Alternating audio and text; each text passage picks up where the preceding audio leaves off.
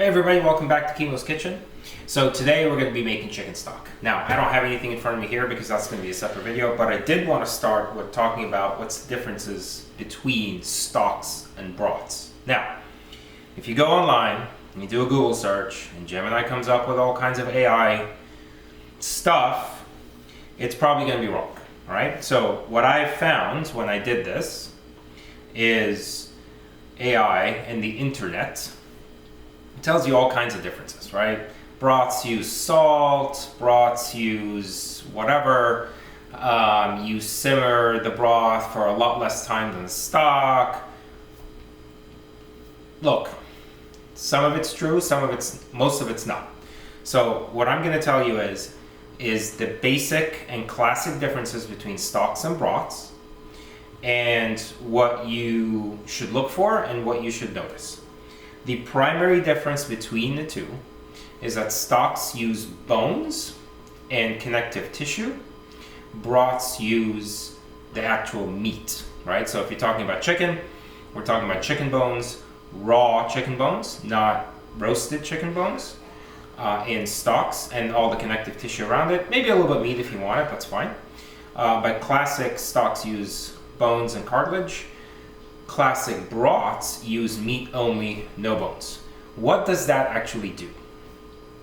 With bones, you get more, and cartilage, you get more gelatin that comes out of the bones and the cartilage, and that creates a very gelatinous, thicker liquid that makes the stock.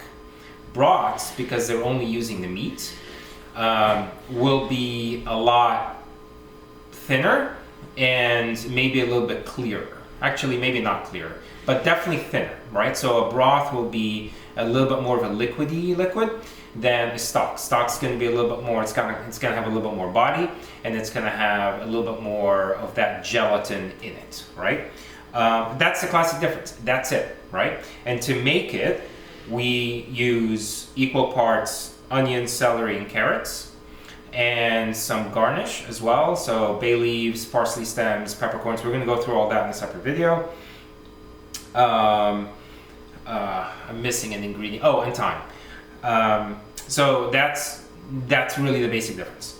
You never ever salt either stocks or broths, ever. Why? Because when the stock and the broth cooks down a little bit, that salt's going to concentrate. And you're using typically a stock or a broth in soups, in sauces. It's kind of the basis of something that you are turning this into. You don't want to salt your stock and broth because you don't know how much salt you're going to need for that end product that you're actually trying to make. So if you salt it, it's going to concentrate down and it's actually going to be quite salty, and then you might be over salting the end product. So you never ever salt stocks and broths. So if you read online, they'll tell you, oh, broths, they're salted. No, they're not. That's garbage, right? It's not salted. So the difference, again, bones for stocks, because it gives you that more gelatinous, thicker liquid, and meat for broths. Now, I actually use bones and meat for my stock because I want a little bit more of that chicken flavor in it. And that's fine. You can do that. I don't, you can go crazy. So that's basically the only key difference.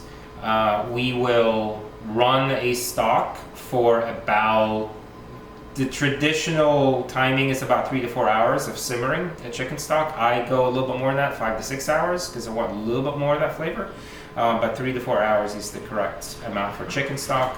Vegetable stocks are made the same way, except it's only 1 to 2 hours of simmering. And then veal stock is about 6 to 8 hours. And the difference is with veal stock, you are actually roasting bones and you're roasting vegetables, and that's actually what goes in and makes a veal stock. We'll do another video on that. So if I was to recommend a source of information for you for anything culinary related, I recommend that you get this book here. It's called The Professional Chef, and it's printed every year, I think, or maybe every couple of years, by the Culinary Institute of America. This is the gold standard for any basic techniques, ingredients, any basic anything in the culinary world. And this is my massive book of reference for anything.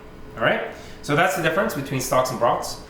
Please do not buy anything from the store that's labeled chicken stock, chicken broth, whatever.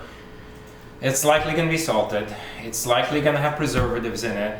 It's likely going to taste like garbage. I don't care if the Pope made it. It's not going to be great. All right? Try this at home. Watch a chicken stock video that I'm about to film. And just try it at home. And you'll be amazed at how clean and how beautiful that stock is going to be. And you can use that for anything. I actually make a massive batch and I freeze most of it and I keep some of it in the fridge. You could use it for your soups. You could use it for sauces. I mean, you can use chicken stock to make rice instead of water. It's fantastic.